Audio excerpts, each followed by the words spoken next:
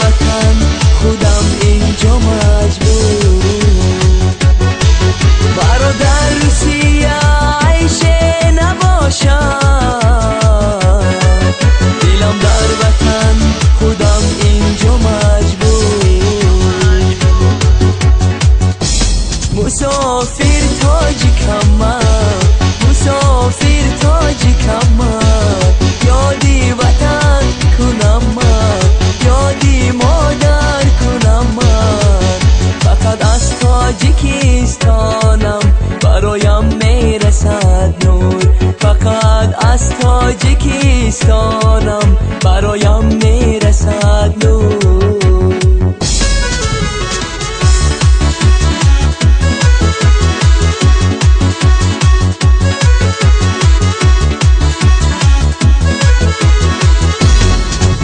خاکی روسیه مهاجر شدم،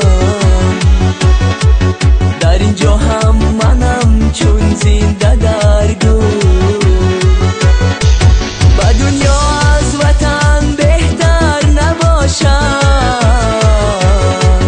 شدم دور از وطن مجبور مجبور.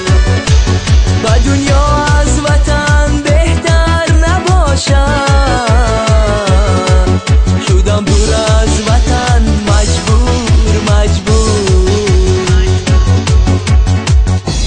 مسافر تاجیکم من، مسافر تاجیکم من، یادی وطن کنم من، یادی مادر کنم من.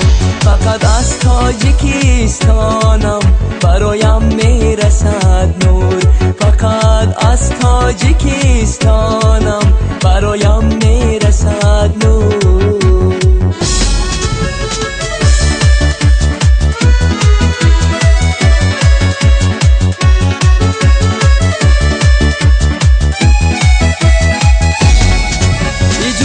وقتی خود را در روی عالم، خدایا راهی بختم شد چرا از من دور.